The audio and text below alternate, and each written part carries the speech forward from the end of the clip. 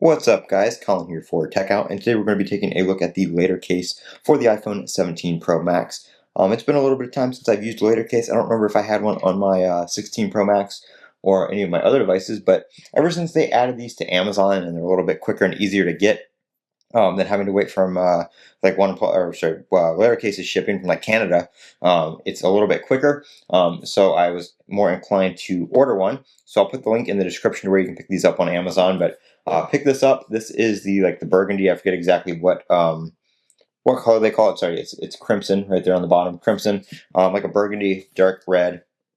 Really like these cases. They are super thin and lightweight.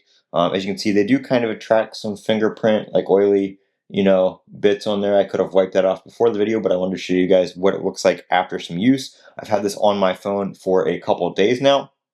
One of my favorite things about this case is how it covers the camera plateau and just how all that looks.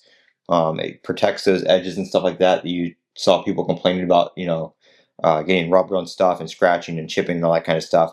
You do have exposed power and camera control areas. So you do have a little bit of the actual aluminum exposed there, as well as a fully exposed bottom, and then exposed sides here for the volume and action button, and then exposed top where the antenna is right there as well. No screen protection on this. If you lay it flat down, your screen is touching. So obviously this is a case you're going to want to use with a screen protector. But I use screen protectors all the time. Even if I was using a case that had edges, I would still be using a screen protector just because it would protect it from scratching and stuff like that. And I hate micro scratches on my screen, so it's going to be something I always use anyway.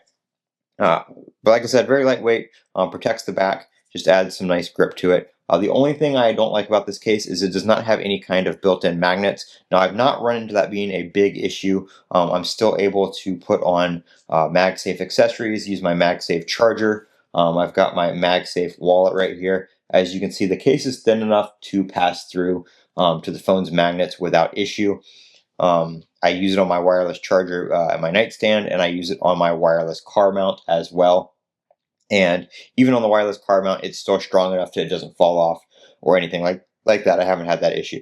So it does. I think it slows down the charging just slightly. I wasn't getting like the full 25 watts that I usually do on my my Anchor wireless charger. I was getting probably like 20, 24. So it's a little bit slightly, very, very, very minuscule difference less without having any kind of Qi 2 magnets on the back. But again, the phone's magnets and the accessory magnets are strong enough to pass through this super thin case.